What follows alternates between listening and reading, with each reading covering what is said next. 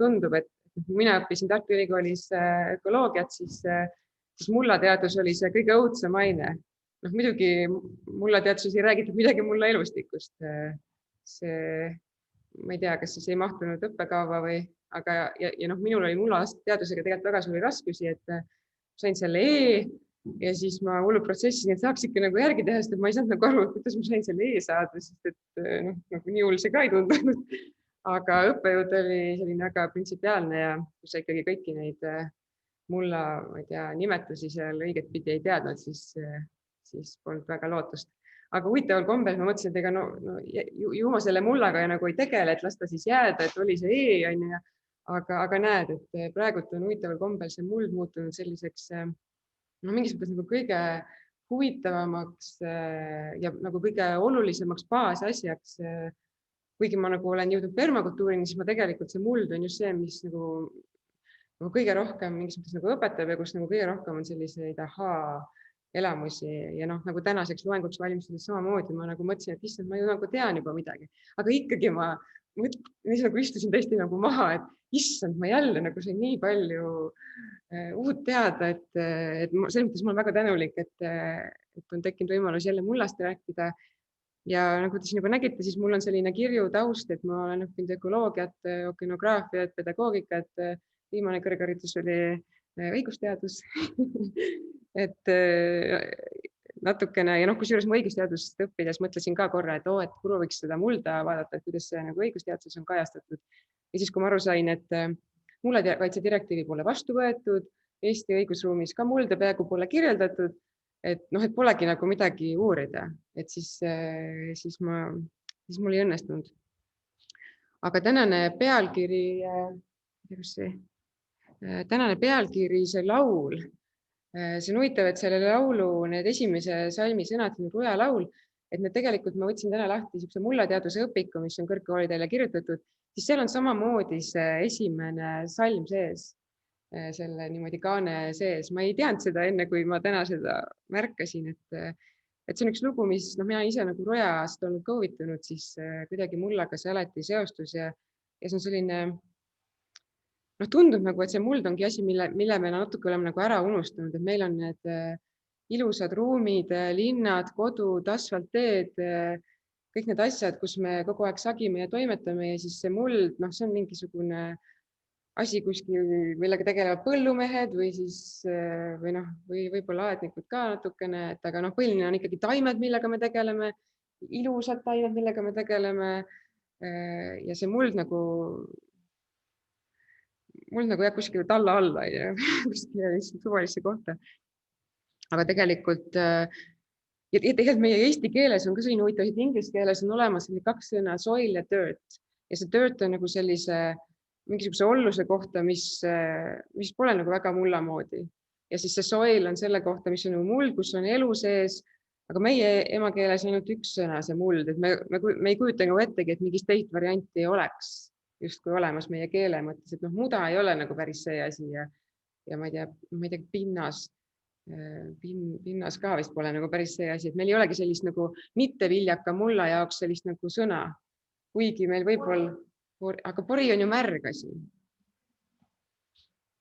Mis ta siis on? Mina pole välja suutnud mõelda, mis sõna see on. Kui teil tuleb pähe, siis õigake. Et see minu meelest nagu tähistab ka seda, et me nagu ei kujuta ette, et muld pole viljakas. Aga miks me sellest mullast üldse räägime, ongi ju tegelikult see, et see on nii baas asi, et me oleme seda nagu tähelepanuta jätnud, kuigi meil on need asjad, et mullast oled sa võetud, mullaks pead sa saama, on ju. Et me tegelikult kõik meie kehasse puutuv mingis mõttes on tehtud sellest samast materjalist, mis siin planeedi peal on, mingis mõttes samast materjalist, millest muld on. Ja kõik, kes siin, teised olendid, kes siin elavad, on tehtud ka sellest samast materjalist. Ja siis, kui meie inimestena arvame, et meie võime nagu kuidagi otsustada selle kõige üle, siis me võib-olla oleme natuke nagu oma volituse piire ületanud. Et me õnneks meil pole enam see aeg, kus me üritame jõgesid ümber pöörata. Aga mulla mõttes me üritame ikkagi hoolimata sellest, et nii-öelda hobune on juba piitsa saanud ja kõht on tühi, enam ei taha liikuda, siis meie nagu viskame talle väetist ja kõik asju ette ja siis ütleme, et mine edasi, et toitu on vaja ja inimeste hulk kasvab ja teeme ära, on ju. Aga tegelikult me peaksime nagu tagasi tõmbama selle juurde, et see muld on nagu me ise oleme selle looduse osa ja me ei saa selle mullaga ka käia nagu imelikumalt ümber kui iseendaga või nagu hoolimatumalt. Ja see muld on, et see samas igas biotäies mullas on rohkem olendeid kui inimesi planeedi peal. Juba see võiks nagu meid mõtlema panna, et mis on see võimalus. Muidugi võib juhtuda, et selles mullas on palju vähem inimesi, kui meie planeedil neid olendeid, siis kui selle mullaga ei ole nii hästi enam. Ja kui öelda niimoodi suuremat nagu maad kui mingit organismi, siis see muld on selline kõht. See, kus toimub kõik seedimine, kus toimub muutumine, kus toimub ka lagunemine, toitainete ringlus, kõik see toimub mulla kaudu, asjade ära seedimine ja siis sellest millegi uue kasvatamine. Ehk siis muld on meie nagu me ise oma kõhu eest inimesed ikkagi on sunnitud hoolitsema, mõtlema, mis ta sinna sisse panen ja kuidas see selle seedib, siis samamoodi me võiks selle sinna liigutada mulla peale selle tähelepanu. Ja siis on selline mees nagu see Satish Kumar, kes kirjutanud sellise ilusa raamatu ja ta ütleb, et kõik suuremad asjad maailmas on seotud kolme sõnaga, näiteks nagu Prantsuse revolutsioon on ju vendlus, võrdlus, vabadus. Et siis tema ütleb, et nii-öelda tänapäeva need kolm sõna, mille eest me võiksime ühiskonnana joonduda, on muld, nagu siis hing või vaim või selline sõna ja siis ühiskond. Et kuidas me tegelikult kogu meie ühiskond on mullast nii läbi põimunud, et kõik see suur ajalugu, mis meil inimesi on olnud, tegelikult on muld enamasti ära määranud selle, et kus me toimetame, millise koha me valime oma tsivilisatsiooni selliseks keskmeks, umbes Niiluse see delta on, kus oli palju sellist viljakat mulda või Indias need Induse ja Gangese äärsed paigad. Ja Eestis samamoodi küllap need esimesed inimesed, kes siia tulid, valisid ikkagi selle koha järgi, kus parem muld oli, kus toimetada. Ja siis nüüd vahepeal on juhtunud selline aeg, et me oleme inimestena nii osavad, et harime maad, teeme nagu, ma ei tea, põletame metsad maha. Nüüd leidsi viimasel ajal need väetised üles, mis sõjatööstusest üle jäid, et viskame seda peale, siis kasvab nagu igal pool midagi, kas või kivivilla sees. Mulda pole vajagi üldse. Aga tegelikult praegu, kui teadus on jõudnud sinnamaani, et see muld hakkab näitama oma kadumist või mullaviljakus hakkab otsa saama, et siis me ajusse hakkab jälle jõudma see, et oot-oot, et tegelikult me peame hakkama mulla peale jälle mõtlema, sest et muidu juhtub nii, nagu mõne teiste tsivilisatsioonidega, mis on lihtsalt kadunud, sest et muld on otsa saanud. Näiteks praegu meil ei ole enam midagi teada sumeritest, kelle alad praeguseks on sisuliselt kõrb või Foiniikia või Mesopotaamia või need alad enam ei tööta, kuigi need olid rikkad kunagi. Ja siis on selline kaart, Euroopa mulla kaokaart, kuidas nagu vee abil muld liigub minema. Ja siis tundub, et Eesti on roheline seal üleval. Ehk siis nagu 0 kuni 0,5 tonni mulda hektari kohta aastas siis kaob. Aga minu meelest pole isegi nagu 0,5 tonni hektari kohta normaalne kaotada. Ma ei tea isegi, palju neid hektareid Eestis on, aga kokkuvõttes on ju päris palju tonne. Ja et planeedi peal arvatakse, et kaob umbes 24 miljardit tonni aastas mulda kuhugi. Ja kuhu ta siis läheb? Mis te arvate? Tõenäoliselt vette, kui vesi teda kannab. Ja mis siis selle veega juhtub? Eutrofeerumine, ehk siis liiga palju toitaineid. Ehk siis, miks see veekogu enam nii ilus sinine ja läbipaistev ei ole? Sellepärast ei olegi, et muld on kinni kasvanud, nii kole. Aga kõik need jõuavad, see planeedisüsteem on selline, et veekogud on nagu madalamates kohtades, vesi voolab igalt poolt kokku ja kui meie inimestena tegutseme selle mullaga nii, et sellel mullal on võimalik veega kaasa minna, siis ta ka läheb. Ja siis me mõtleme, et issand, kuidas me selle mulla nüüd sealt veest siis kätte saame. Võib-olla Kiigist veel saame, aga näiteks Läänemerest ei ole nii kerge seda kätte saada. Või ookeanist, ma ei tea, 4 kilomeetri sügavuselt, eks ju. sama sügavalt kui Titanic, isegi Titanicit ei saa kätte, kuidas me siis selle mulla sealt peaks kätte saama, laiali piustunud.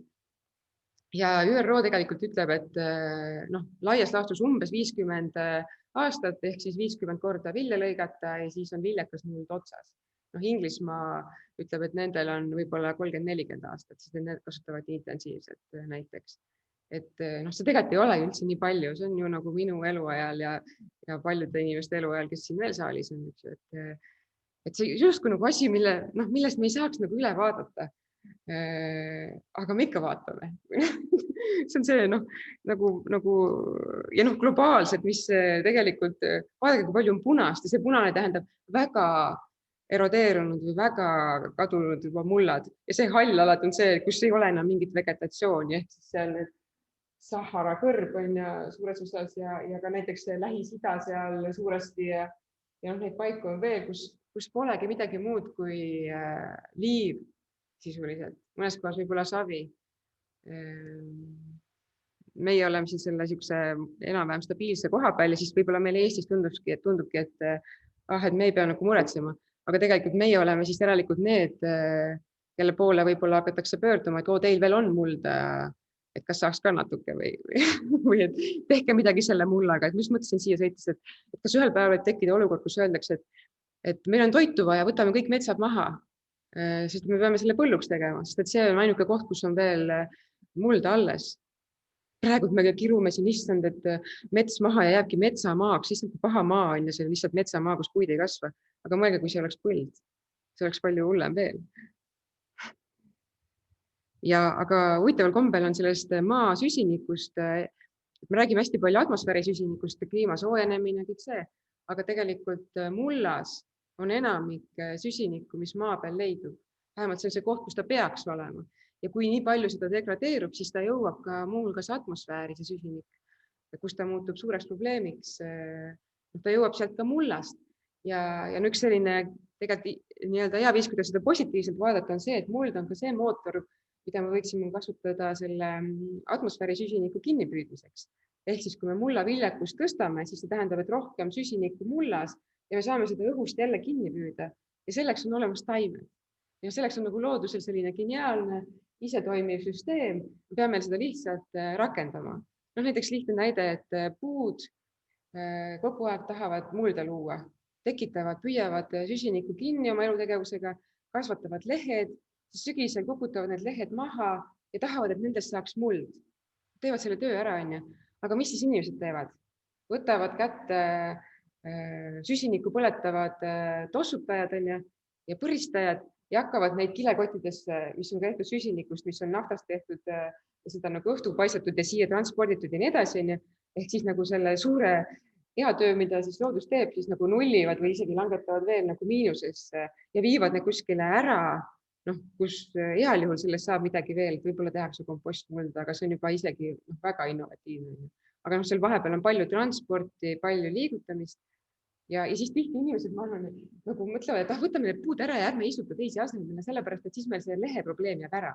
See on lihtsalt nii tüütu nagu hakata riisuma, puhuma, kõik asju tegema, et istutame ainult okaspuid või siis, ma ei tea, lehiseid ei taha keegi panna, kuigi lehised on ju eriti lihtne, seal pole midagi koristada, aga siis see ongi õudne, ma ei saa seda ära koristada, mulle tundub nagu inimesed muretsevad selle pärast. Aga tegelikult, kui me on öeldud, et kui me kasvataks 4 sentimeetrit mulda globaalselt, siis me püüaks nii palju süsinikku kinni, et me oleks tagasi seal tööstusrevolutsiooni eelses ajas atmosfääri süsiniku sisalduse poolest. Ehk siis meil on juba täiega lihtne lahendus käepärast, hakkame lihtsalt kõik mulda kasvatama. Unustame ära kõik EKRE mured ja muud asjad ja tegeleme lihtsalt nagu aiandusega, kasvatame kõik mulda igal pool, jätame lehed maa peale ja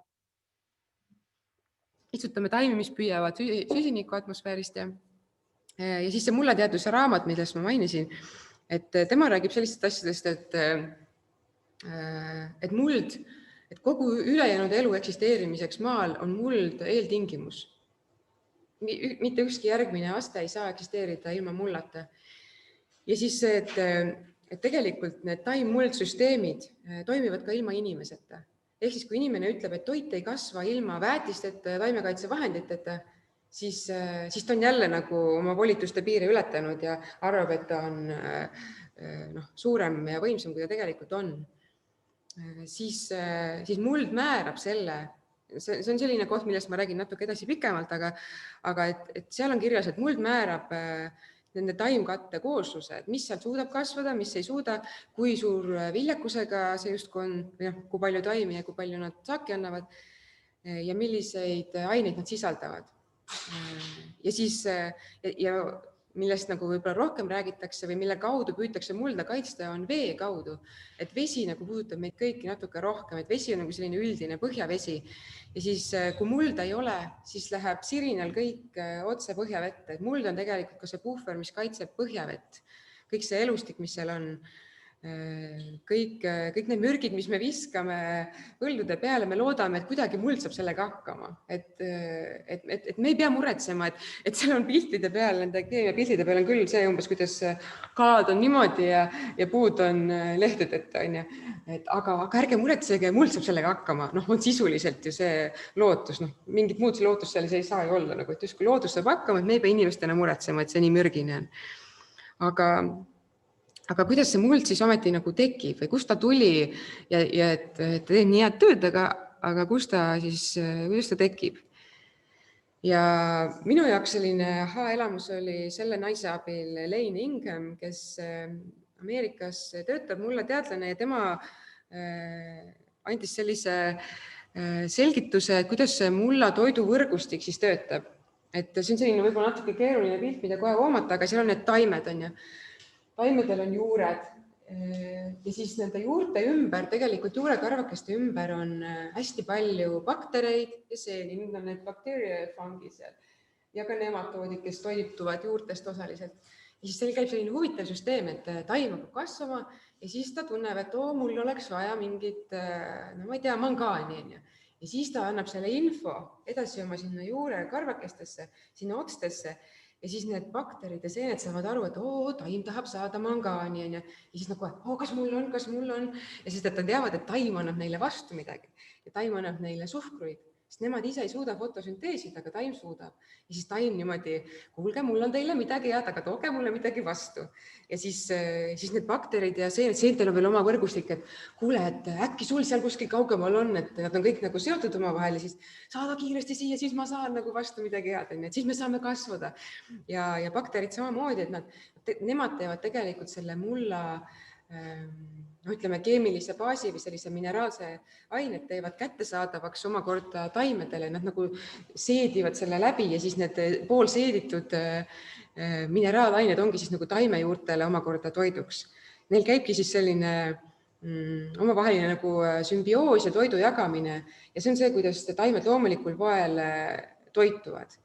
Aga mis juhtub siis, kui nendele taimedele visatakse väetist sinna peale, siis on niimoodi, et taim vaatab, et neid baktereid ja neid nagu, ma ei tea, ma ei pea nendega seda äri tegema, et ma sain lihtsalt siit kuskilt seda toitu kätte, et ma ei tea, võib-olla mõnda ainet, mida ma ei saanud, et võib-olla ma siis proovin nende bakteride ja seentega siin nüüd jutule saada.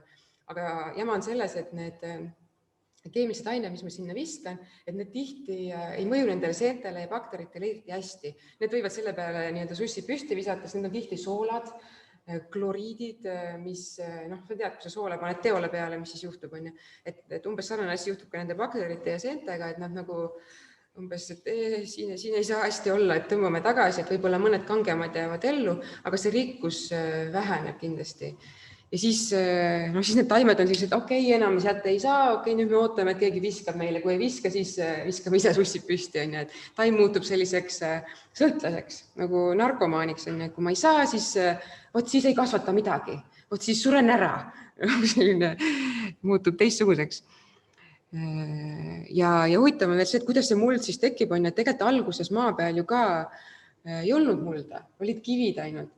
Ja muidugi see on see, et kust see elu tuli, seda küsimust vist ei tea keegi vastata, aga siis igatahes nende kivide peal hakkasid kasvama bakterid vaikselt ja millest mõned muutusid kuidagi imelisel moel samblikeks. Ehk siis nagu samblikud on need, et vetikad on seeneniidistike vahel ja nemad suudasid hakata esimesena fotosünteesima nende vetikate abil. Ja siis nad hakkasid vaikselt seda kivi niimoodi lammutama oma juurelaadsete moodustistega ja tekitama mulda. ja siis see läheb aina edasi, et siis tuleb natukene juba rohttaimed, siis tulevad natukene sellised idulehalised taimed ja siis see vaikselt liigub järjest metsa poole. Et see on see sisuliselt, kuidas elu maa peale tuli, taimede arenemise järjekord ja mis sellest õppida või kaasa võtta on see, et on näha, et mullas alguses on kõige rohkem baktereid ja siis edasi seal, kus on juba vana mets, siis seal on seente osakaal palju suurem, 10 korda rohkem kui baktereid. Aga baktereid on ka 70 korda rohkem kui selles algses faasis. Ehk mõlemaid seeni ja baktereid on rohkem seal, kus on vana mets, aga seente suhtarv on palju suurem. Ja siis see, kui mina tahan mingit taime kasvatada, siis ma pean hakkama ka mõtlema, et kus ta tahab kasvada. Et kui see on taim, kes on pärit, ütleme, sellist metsaalusest, näiteks maasikad, siis nemad tegelikult tahavad kasvadagi sellises mullas, kus on juba seeni rohkem kui baktereid. Või kui ma tahan kasutada kõrrelisi, siis see on nagu selline lihtsam kooslus, see ongi seal suksessiooni algfaasis, kus neid seeni pole justkui nagu nii palju vaja. Ja paljud umbrohud on ka seal algfaasis, need on need pioneertaimed, et nemad kasvavad ka seal, kus seeni on vähe, baktereid on rohkem. Ja kui ma tahan, et mul oleks ka vähem umbrohte, rohkem teisi taimi, siis ma pean seda mulda tegelikult nihutama laias laastus sinna suunas, kus seal oleks rohkem seeni ja baktereid ka rohkem, aga ütleme kogu elu rohkem, seeni ja baktereid rohkem, siis hakkab see muld kasvatama mulle muid asju kui umbrohte ja kõrrelisi. Ja siis on see küsimus, et kumb oli enne, kas taimed või muld, või et see vaata selle õpikus, mis ma näitasin, oli see lause, et muld määrab selle taimkatte koosluse ja viljakuse ja kõik selle. Aga tegelikult on seal kõrval info, et äkki taimed teevad mulla terveks. Äkki see on hoopis teistpidi ka. Et ei saa öelda, et see ei oleks tõsi, et kui on terved mullad, et siis kasvavad terved taimed. Aga see mootor nagu mingis algfaasis käib tegelikult nagu teistpidi, et terved taimed loovad terve mulla. Ja tihti on meil see olukord, et muld ei ole enam nii hästi terve, et kelle peale siis loota on nende taimede peale. Taimi nagu terveks teha on meil natuke lihtsam kui mulda terveks teha. Ja siis me saame hakata nende taimede kaudu tööle. Sest kui meil neid taimi poleks, siis meil oleks see kivi, mis sisuliselt tähendabki see mulla baasmaterjal, liiv, savi ja see aleuriit on siis liiva ja savi vahepealne selline fraktsioon, nagu öeldakse. Või selline. Ja siis taimed, mis need taimed sinna juurde annavad selle liivale, savile? Selle sisuliselt süsiniku, suhkrud ja siis nemad nagu toidavad neid mikroobe, kes siis omakorda surevad ära ja kasvatavad igatpidi seda orgaanikat. Mis see on?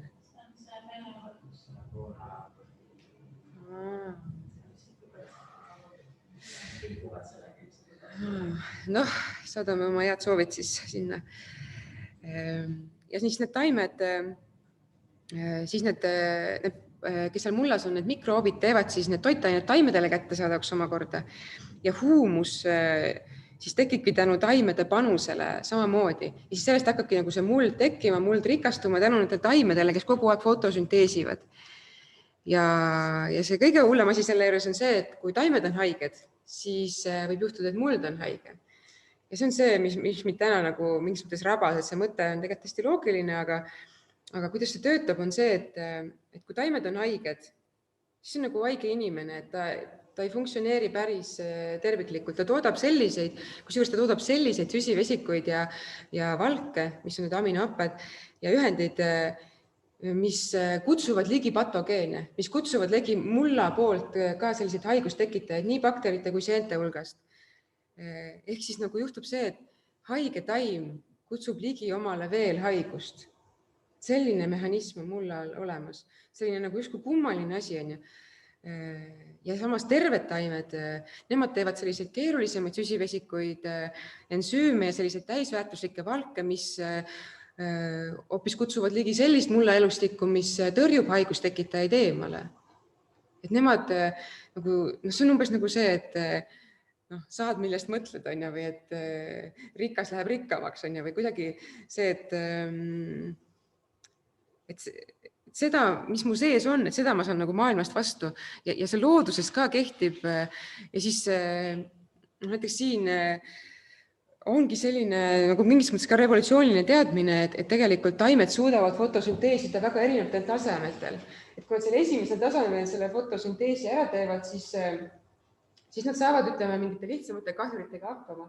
Aga kui nad jõuavad sinna kõrgele, nad suudavad juba täieslikke valke teha, täieslikke lipiide ja veel mingisuguseid erilisi aineid, siis lõpuks on need nii võimsad, et putukad ka ei saa neid, isegi suure suuga putukad ei saa enam neid söödud. Sest nende putukad lihtsalt tunnevad ära, et me ei seedi seda. Sest et nende lihtsatel putukate seedesüsteem on nii lihtne, et kui nad söövad selle hästi arenenud taime enda kõhtu, siis nad sisuliselt saavad nagu, nad ei suuda seda seedida, see on nii nagu võimas ja vinske kraam nende jaoks, et nad, ja nad saavad sellest juba enne aru, nad juba ei hakka seda ampsu sealt peaaegu võtmagi. Et see on võimalik, et taimed on nii terved. Ja seda infot saab siin all see logo, see Advancing Eco AG. Selle taga on John Kempf, see on üks selline väga, ei teagi, kas võib öelda valgustunud, aga selline Amishi päritolu mees, kellel on hästi sellised, ta kasvanud seal mingis loodusega läheduses ja tema algne jutt oli vist see, et hakkas kuidagi saama infot selle kohta, et mida taimedel vaja on selleks, et tervelt kasvada. Ja siis ta on seda edasi arendanud, tal on selline suur töögrupp ja nad nõustavad inimesi, et mida siis taimedele anda, et nad oleksid nii terved. Ja siis ta ei ütle kunagi, et lõpetage keemia kasutamine, see on paha. Ta ütleb lihtsalt, et kuulge, et vaadake, need taimed on nii terved, ei pea enam taimekaitset ju kasutama. Ja see on palju odavam ja see on palju toredam vaadata, kuidas taimed kõik kasvavad hästi, saavad suurt saaki ja see on väga tervislik ka inimestele. Ehk siis nagu, et kuidas see loodus nii tark on, et need taimed, mis on nõrgad, kutsuvad endale seda haigust ligi, ehk siis nagu tahavadki ära surra sisuliselt. Tahavadki otsa saada ja see ei ole ainult mulla all, see on tegelikult mulla peal ka, et need taimed, mis on kasvanud nii-öelda ainult puhta väetisega NPK-ga, need on sellised, mida kahjurid tahavad esimesena ära süüa. Isegi metsataimed, mul on nagu teooria, ma ei ole teadusuuringuid selle kohta leidnud veel või võib-olla on, et metsataimed, mis on kasvatatud ainult väetisega, on sellised, mida kitsed ja põdrad tahavad kohe ära süüa. Et kuidagi loomadel on see teave, et see on mingi nõrk asi, mis tuleb hävitada. Loodusel on see teave, et see on see evolutsiooni asi, et nõrgad ei pea ellu jääma, nõrgad ei pea paljunema ja nad ei pea oma genoomi jätkama. Aga siis on sinna vahele astunud inimene, kes ütleb, et ei, mina tahan seda süüa, mis siis, et see nisu üldse loodses ise hakkama ei saa, aga mina teen nii, et ta saab hakkama. Ma pritsin, ma putitan ja sätitan teda, et ta ikkagi oleks kasvatatav. Aga tegelikult see mõjutab meid ka. Ma ei tea, miks inimesed järjest rohkem haiged on, kuigi kõik on nagu paremaks läinud. Võib-olla sellepärast, et me ei saa sellist toitu, mis meid toidaks ja meid tervena hoiaks. Ja kuidas, siis kui sa juba tead, et see asi kõik on nii tähtis, mis sa siis tegema peaksid? Siis esimene asi, mida mitte teha, või mis selle häda põhjus siis ühelt poolt ongi see kündmine, kaevamine. See meie selline põhiline hobi ja tegevus, see on püha riist, ader, mida ei või mustata,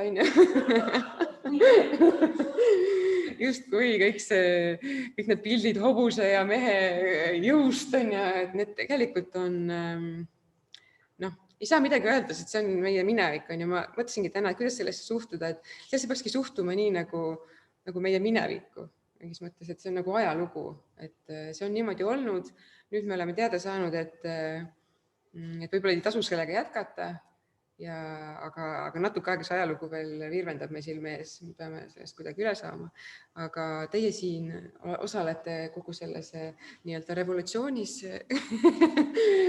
Me oleme ka peaaegu tänaval, et me saame neid ideejuppe endasse, et see pole ka normaalne, et künda, nagu ei ole normaalne aborte keelata Poolas, et ei ole normaalne ka künda. Ja kaevata ehk siis nagu selline aiapidaja asi, mida sa teed. Ja miks see siis nii hull on, et ma katsun selle loogikat teie seletada, et kui ma selle mulla ringi pööran, siis mulda läheb hästi palju õhku, kõik seal nagu läheb ringi. Näiteks need bakterid, kes on harjunud seal vähema õhutingimustes seal sügavamal elama, need satuvad sinna peale, nendel on nii, et liiga palju õhku, ma vist suren. Ja siis need teised, kes on seal peal olnud, need satuvad alla ja nendel on nii, et ma ei saa hingata. Aga samal ajal ikkagi toimub ka mingite mulla elustiku selline nagu plahvatus teisipidi, et nad nagu vaatavad, et mingi asi on juhtunud, hästi palju toitaineid muutub neile kättesaadavaks, palju orgaanikat, juured lähevad katki, lagunevad, siis nad hakkavad nagu hullult paljunema ja nad söövad hästi palju seda huumust ja orgaanikat ära ja seda vabaneb hästi palju ja selline nagu pidu läheb lahti ja siis need populatsioonid kasvavad meeletult.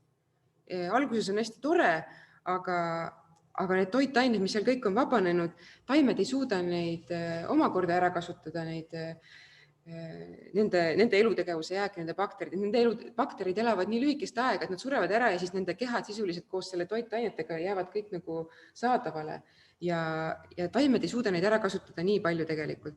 Ja miks öeldakse, et aga kündmine on ju tore, et pärast on ju nagu mullale see meeldib, et on hea taimi kasutada, aga see täpselt ongi nii kaua, kuni mullas veel on midagi võtta, keda nagu ära tappa ja seda orgaanikat, mida ära põletada sisuliselt. Ja siis juhtubki see mullaviljakus, mis läheb tonnide kaupa koos veega minema, sest et lihtsalt taimed ja juured ei seo seda ära. Eriti kui ma teen seda sügisel, seda kündmist ja kaevamist, mul ei ole seal ühtegi taime, mis seda ära sööks. Ma ju võtan nad seal kõik ära, et nad seal ei oleks või sügisel ikkagi veel küüntakse või siis tapetakse näiteks glüfosaadiga kõik ära selleks, et kevadel oleks hea alustada. Aga talvel on see aeg, kus on palju mulla erosiooni, sest et on sademeid palju. Kui mulda ei tule või seda lund ei tule peale, siis see kõik läheb minema. Siis tulevad veel kevadel tuuled, puhuvad veel minema, et meil need tuuled ei ole nii hullud, aga seal USA-s on muld lihtsalt lendab su silmade all minema. Ja ega Eestis on samamoodi, ma olen näinud seda, et mõni põllumees, kes on hästi palju kraapinud oma maad, mõelnud, et ta teeb sellega midagi head, et siis lihtsalt nagu tšau, muld läheb, sa ei saa midagi teha, see jõud on nagu suurem kui sina. Ja siis, mis siis inimene peab tegema hakkama? Siis tuleb see aednik, see tubli aednik, kes tahab siis nagu päästma hakata käruga, et jälle seda orgaanikat sinna põllu peale vedama, sest et ta on kuhugi läinud, kuhugi kadunud. Kõik kivid on kuskilt välja tulnud. Ma ei tea, kus nad tulid. Põllumees vaatab jälle, issand, kes neid kive siia külvab, on ja? No aga ta ise künnab mulla minema, eks. Ja võiks siis nagu jõuda sellest nii-öelda orjapidamisest mullaga seoses ka järgmisele levelile, ehk siis hakata multsima sisuliselt, hakata nii tegema, nagu loodus teeb, et katma pealt mulda orgaanikaga, mis see multsimine tegelikult on, igasuguse orgaanikaga. Et loodus töötab palju paremini sellisel viisil, nagu talle on loomulik, nagu ta ongi loodud töötama, mitte niimoodi, et piitsa ja präänikut nagu inimene tahab temaga teha. Ja endal inimesel on ka tegelikult palju nagu toredam, kui sa hakkad tundma, et sa ei pea võitlema, vaid sa võid koostööd teha. Ja siis ma näitan ühte videot, ma ei tea, kas me vaatame kõik ära, kas te inglise keelt taipate enam-vähem. See on nagu rohkem sellise visuaali tekitamiseks, et mismoodi võib kasvatada, et selles videos räägib Charles Dowding, tema on üks selline inglise keeles no dig ehk siis mitte kaevamine, selline aiapidaja, kes propageerib seda ja tal on hästi suur jälgidaskond, ta on selline Inglismaa härrasmees, kes teeb seda kõike väga elegantselt ja kasvatab palju köögivilju ja selles videos ta näitab seda, kuidas ta on teinud sellise puude aluse ala, kus paneb siis püsikuid, aga ka umbes kurke ja muid selliseid asju. Aga vaatame ja siis, kui te pärast on küsimusi, siis saame korra nagu üle käia, et mis seal siis on.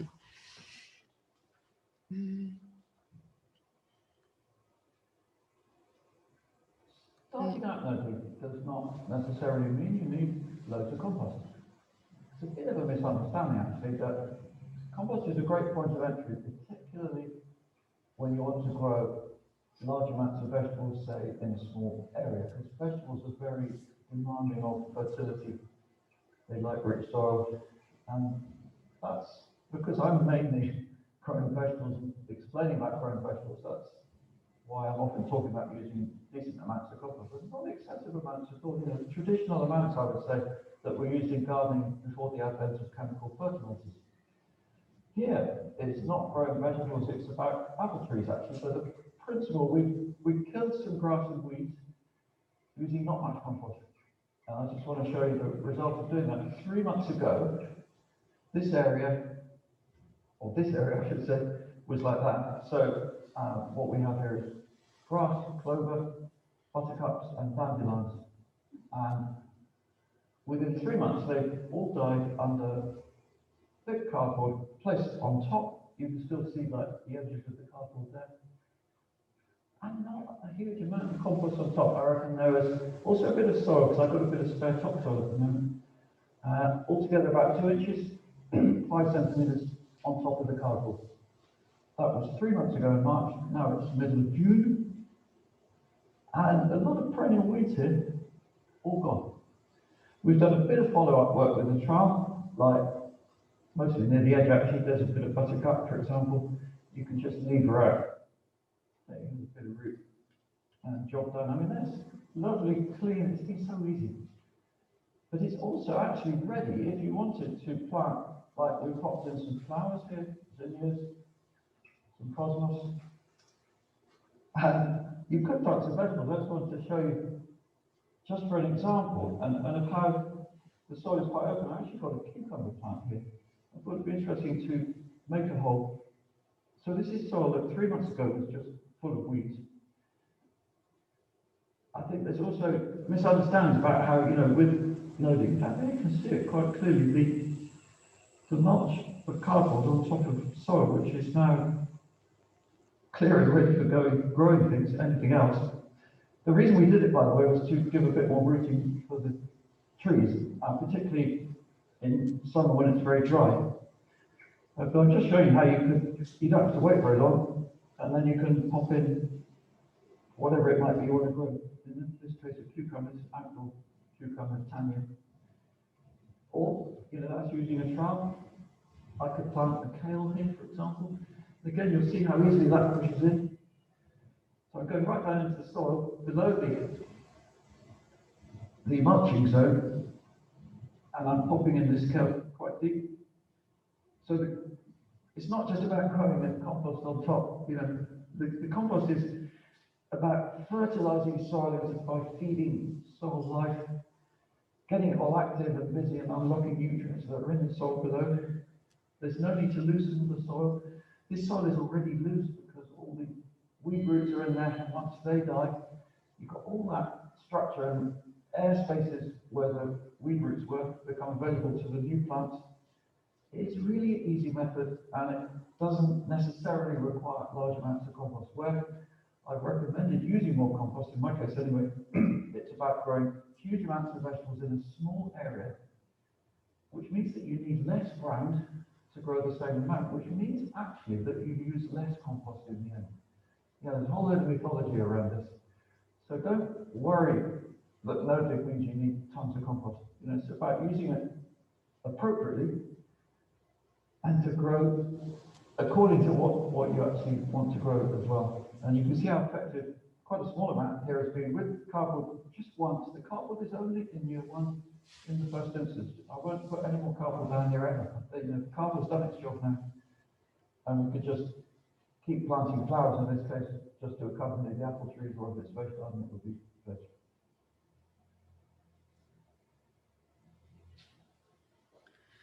No nii, mis te siis märkasite? Mis ta tegi?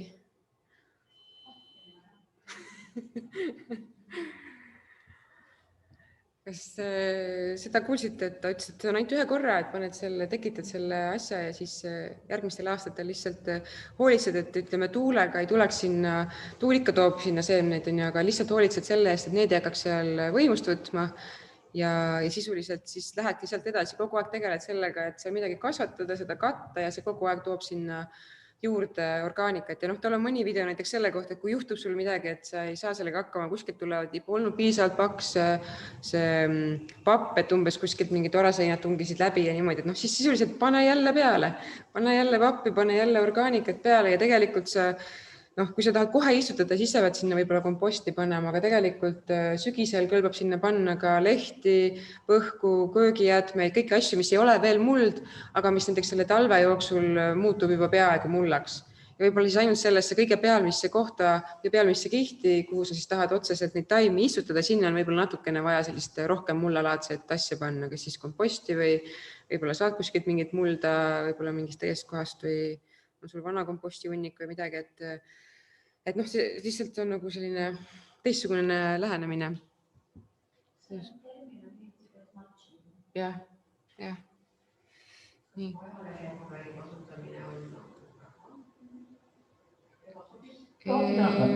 Ei ole tegelikult väga ebasobivat. Vaata, kuidas see suureks nüüd läheb jälle. Nii. Ajalehel tänapäeval ei kasutata enam nii kangeid trükivärve, et see on vist enamasti mingi sojapõhine. Et noh, ma arvan, et seal võib olla mingisugune teema, aga ma mõtlen, et ega kuskil mingis teises kohas ka nagu paremaks ei muutu, et ega ta kuskile kosmosesse meil ju ära ei kao nagu, või noh, et kõik need ained, mis meil siin on, et tegelikult minu arvates parim lootus meil on see, et äkki mulla elustik, kui me seda kasvatame ja see on seal olemas, äkki ta saab sellega hakkama, et kogu aeg tuleb neid teatajaid, et me leidsime mingisugused mikroobid, kes söövad ära plastikku, või mingisugused, kes saavad hakkama mingi jamade ainetega, mida meie oleme kokku keeranud. Et mingis mõttes mulla elustik on meie üks sellistest lootustest, et selle jamaga siin toime tulla.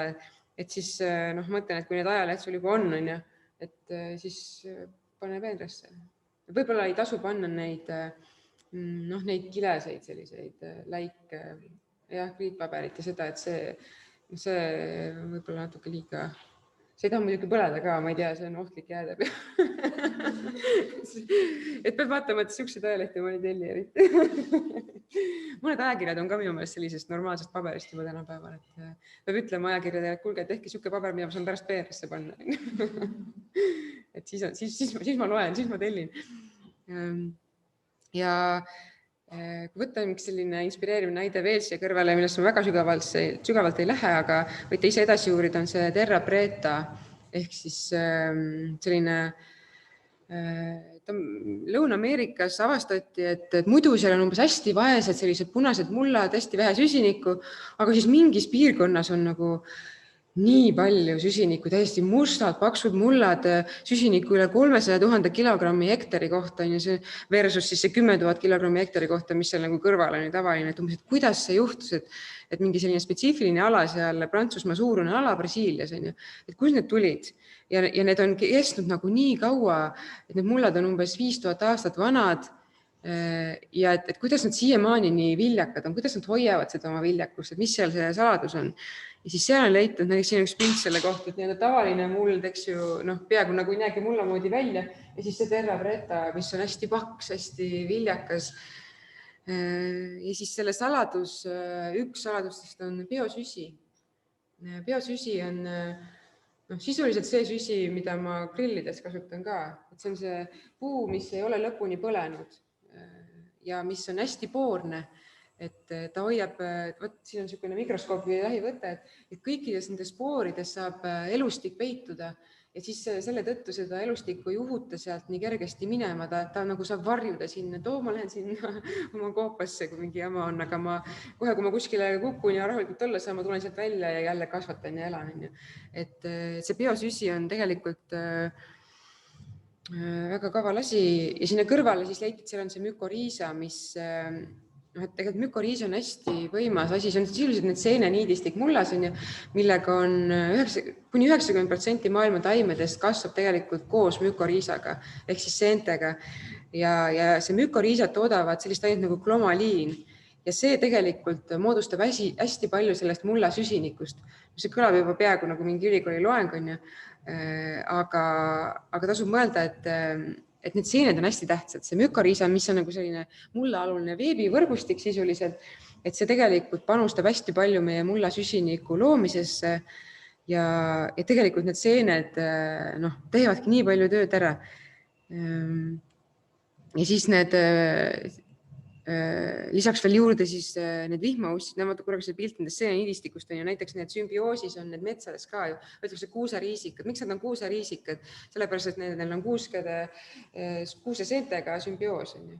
Et nad on nagu koos, nende juured puutuvad kokku ja suhtlevad oma vahel, et siin on see sisse suumitud pilt, et nad vahetavad informatsiooni.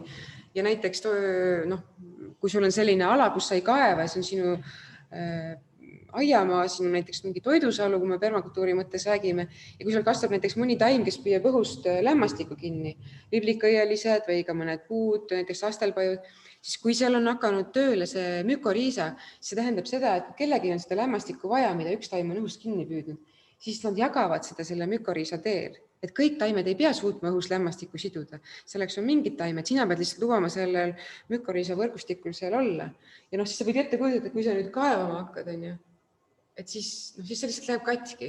Ja siis läheb mingi aeg jälle enne, kui see taastub ja tööle läheb.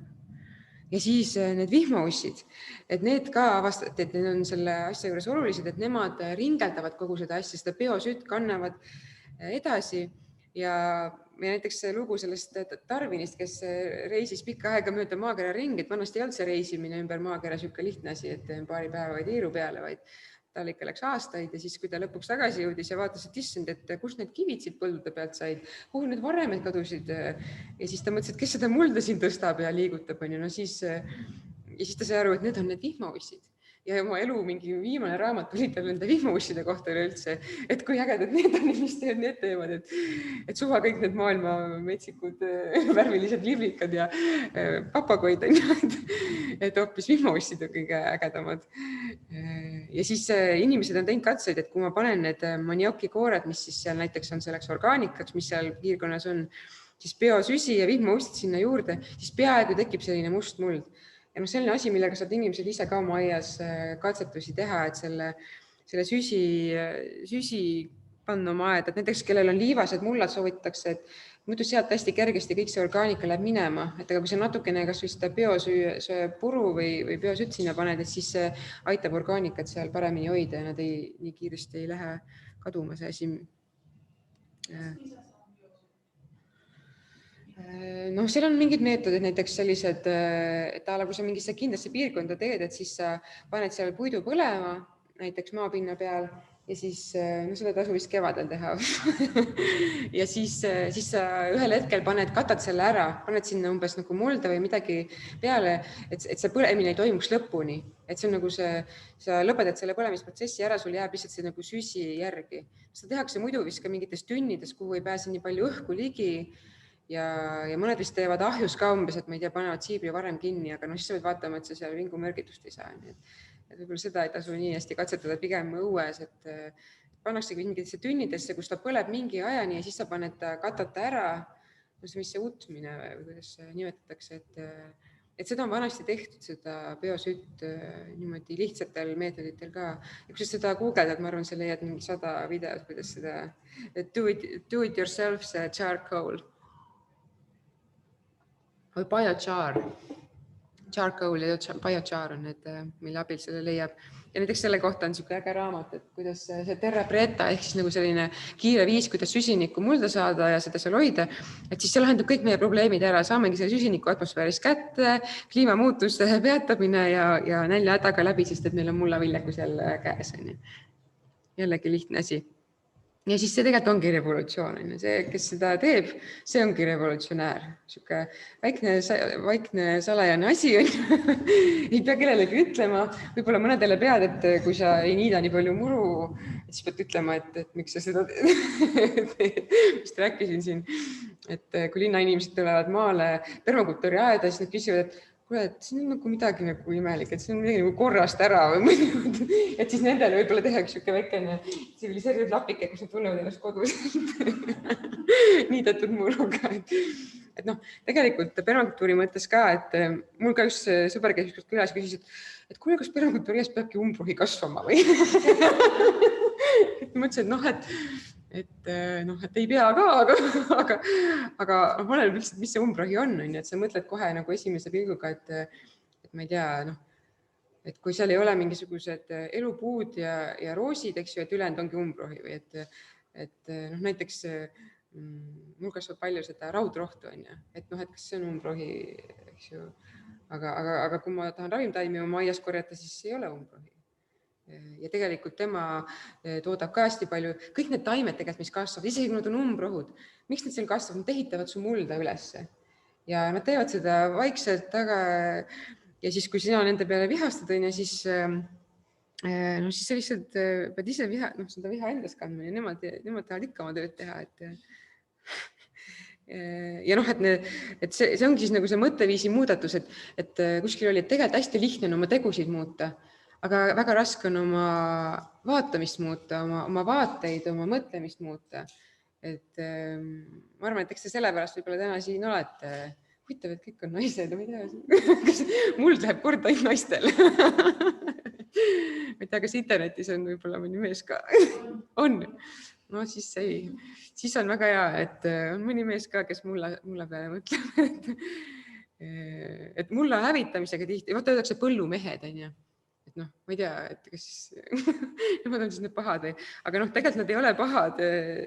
See minu isa ja nüüd ka minu vend on põllumehed ja ma ei saa öelda, et nad on pahad inimesed, südamest kurja teeksid, aga noh, töö, mida nad teevad, võib nagu mingil hetkel umbes selline välja näha küll, eks ju.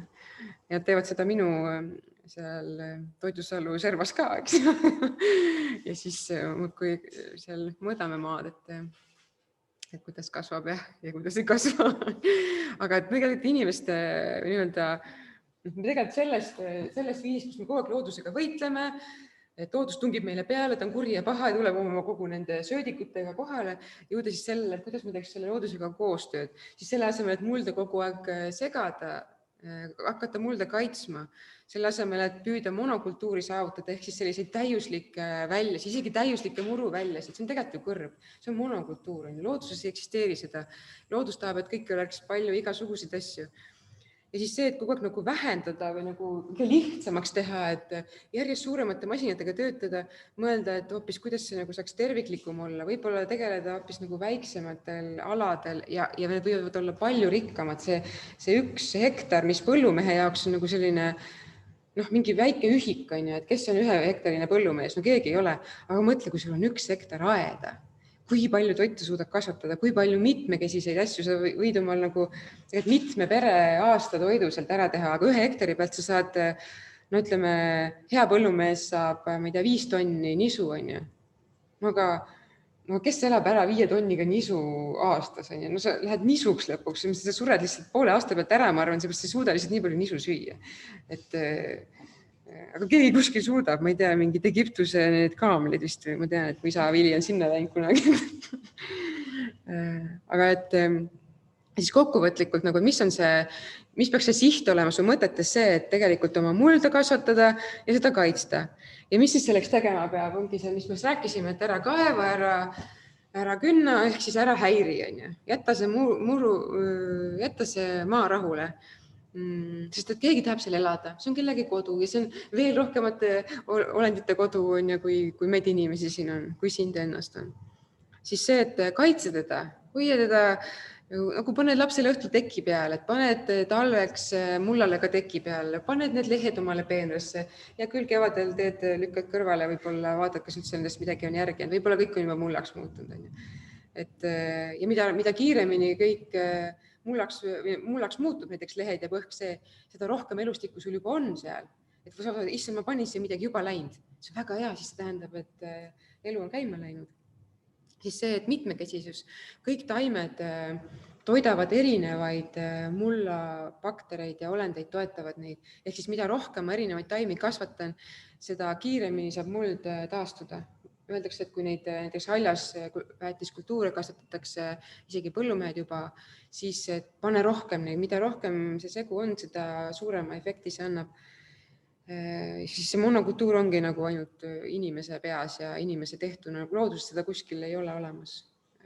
Siis juured võiksid olla elavad nii kaua kui võimalik, et isegi umbrohu juured, mis sa mõtled, et see on mingi halb asi seal, on ju, aga las nad elavad, näiteks nemad hakkavad kevadel kohe esimesena ju fotosünteesima. Ükski taim, mida sina maha paned, ei hakka nii vara kasvama, kui nemad on juba platsis, ei jõua sa veel aiamaalegi, kui juba orasein rohetab ja esimene võilill hakkab õitsema. Et lase neil ka tööd teha, et ära ürita kõike, nagu neid ära surmata ja põllude peal veel rohkem. Ja siis loomad, et loomad nagu nii-öelda suures laias mõttes, et on taimeriik ja loomariik, on ju, et kõiki neid on vaja neid tolmeldajaid, on vaja kahjurite ärasööjaid, vihmausse ja muidugi tegelikult mulla, ütleme, talupidamise mõttes või maaharimise mõttes võiks ka olla loomad selles süsteemis kaasatud, sest et loomade abil on võimalik hästi kiiresti mulda tegelikult taastada. Inimesed arvasid mingi hetk, et loomad on kurja juur, et nad tekitavad ainult kõrvestumist ja selle kurva katsetuse tegi see Alan Savory, kes lasi Aafrikas hästi palju elevante ära tappa, sest ta arvas, et elevandid teevad sinna kõrbe, onju. Siis ta sai aru, et ei, et see on hoopis vastupidi. ja nüüd ta räägib kõigile, et ärge nii tehke, nagu tema tegi. Tal on südame peal need 3000 elevanti, kelle ta lasi maha tappa. Aga inimesed on selliseid asju teinud ilmselt mujalgi.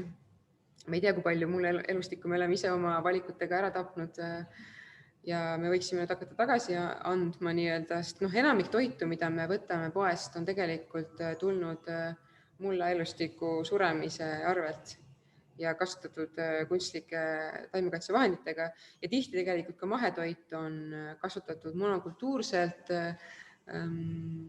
niimoodi, et mulla elustik tegelikult kaob, mullaviljakus kaob, sest et ei osata lihtsalt seda paremini teha, et tihti see mahepõllumajandusmees või naine iganes künnab veel rohkem, sellepärast, et ta ju ei kasuta keemiat, tal nagu ei ole muud vahendit umbrohu tõrjeks justkui. Kuigi on tänapäeval juba viis, aga paljud ütlevad, et ainult glüfosaat, mis siis on see Roundup, mis on see, mis hävitab kõik ära, et tavapõllumees teeb tihti nii, et kui ta ei künna, siis ta kasutab glüfosaati selleks, et umbrohud nagu ära tappa. Aga tegelikult nende haljasväetiskultuuridega on võimalik ja natuke teistsuguse agrotehnikaga on võimalik kasvatada ka suurtel pindadel toitu ilma mullaelustikku nii tohutult kahjustamata. Aga see on nii-öelda täiega innovatsioon, et sellega, ma ei tea, kas Maaülikooliski veel tegeletakse, võib-olla natukene mõned inimesed levitavad seda informatsiooni ja katsetavad.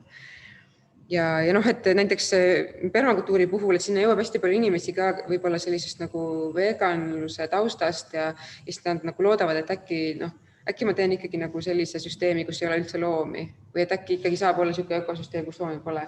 Aga mina ökoloogina ütlen, et vegan ökosüsteeme ei ole olemas. Et ilma loomadeta ikkagi nagu ei saa, et see võib kõlada nagu õudselt loomade ekspluateerimisena, kui nad su põllu peal käivad, aga tegelikult tasub ikkagi nagu looduse poole vaadata, et seal igal pool keegi käib, igal pool keegi sureb ja see kõik on millekski vajalik. Et me ei saa nagu mõelda, et surm on paha ja nii edasi. Kõik need bakterid ka kogu aeg surevad, sellest midagi uut jälle kasvab, et me peame siis sellega leppima ja sõbraks saama. Ja siis, nagu te aru saate, ma ikkagi pean natuke permakultuurist ka rääkima. Et ma natuke, ma ei tea, tegelikult te vist kõik teate juba midagi permakultuurist, on nii või? Midagi ikka, on. Sõna olete kuulnud? Mis te arvate, mis see on?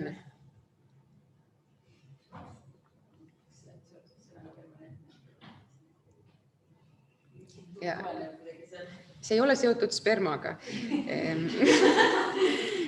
Seal permakultuuri grupis Facebookis tekkis siuke arutelu, ma ei saa üldse rääkida permakultuurist, sellepärast, et mul on üks sõber, kes ütleb, et nagu, mis sperma, nagu, et kas mingit teist sõna ei ole ometigi. Ja tegelikult vahepeal oli siuke sõna kasutusel ka nagu, mis see nüüd oligi, jätkuloome. Siis, kui see esimene permakultuuri kursus Eestis oli, Albert Peits käis rääkimas Lilleorus, siis leiutasid üks sõna nagu jätkuloome. Ja ma olen ka üritanud seda natukene kasutada, aga minu meelest, kui ma ütleksin, et teeme jätkuloome loengu, siis ei saaks keegi nagu mitte millestki aru, et kuna hästi palju materjali permakultuuri kohta on ikkagi inglise keeles, siis mulle paratamatult tundub, et selle nagu kasutada mis sellist hästi sellist nagu spetsiifilist, mitte millegiga seostuvat sõna on natuke raske. Et siis me ikkagi olen ise jäänud selle permakultuuri juurde ja kus see sõna tuleb, on permanent ehk siis püsiv ja culture ehk siis algselt nagu agriculture, nagu põllupidamine ja nüüd siis kultuur nagu laiemalt, kuna see permakultuur on sisenenud ka majandusse ja ma ei tea üldse mõtlemisse ja niimoodi õigusesse ja igale poole, et siis tegelikult 72. aastal tuli välja selline raamat Rooma klubi poolt nagu kasvupiirid. Juba siis, peaaegu 50 aastat tagasi saadi aru, et me ei saa lõpmatuseni kasvada, majandus ei saa lõpmatuseni kasvada, et sellel maal on mingid piirid.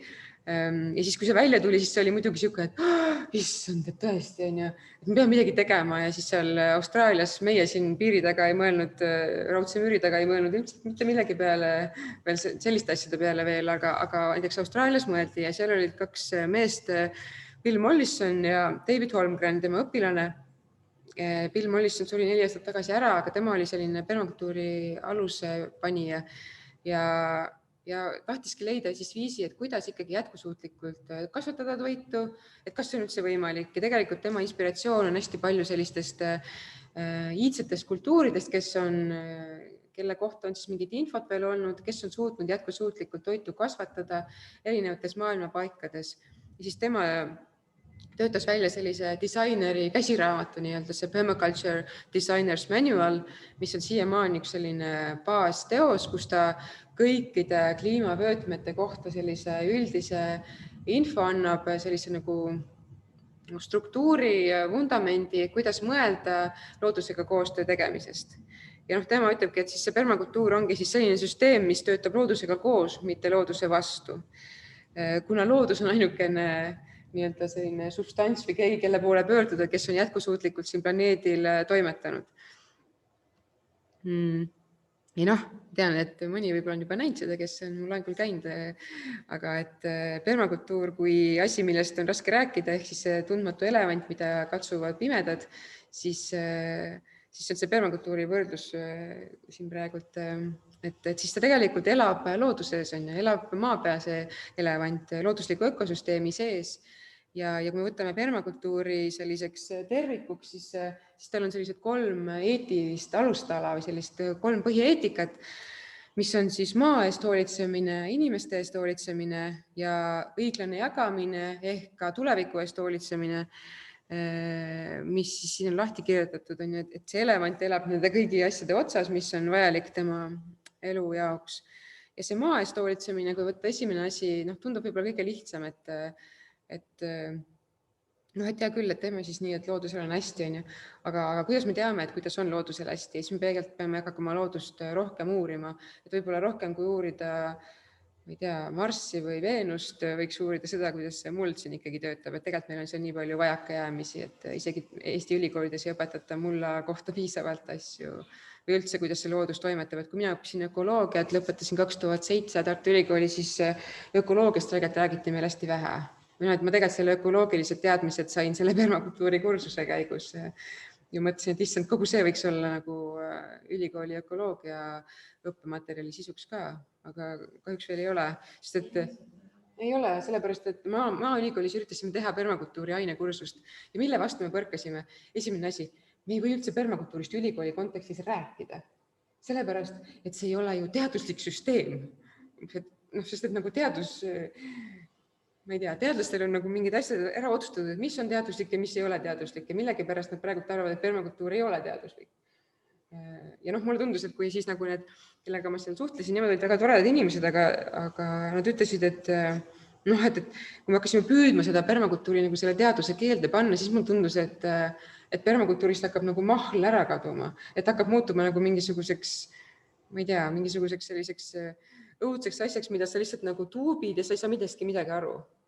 Aga permakultuur, kui mina õppisin seda, siis mulle tundus, et see on nii loogiline, et sa lihtsalt nagu loed ja avastad ja siis, aga kui ma üritasin seda hakkaks teaduse keelde panema, siis kuidagi oleks niimoodi, et sellest jääks järgi ainult mingisugune, ma ei tea, mingi niru asi, mis ei huvita enam kedagi nagu.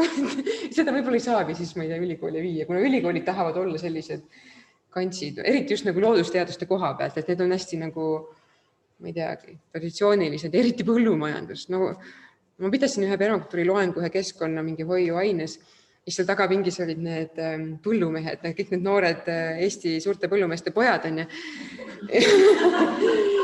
Ja siis nad nagu ütlesid, et ma pean nüüd kõndmise lõpetama umbes või et nalja teed või et siis ma pean siis nüüd pillid kotti panema või et nüüd ma ei saa enam midagi teha või.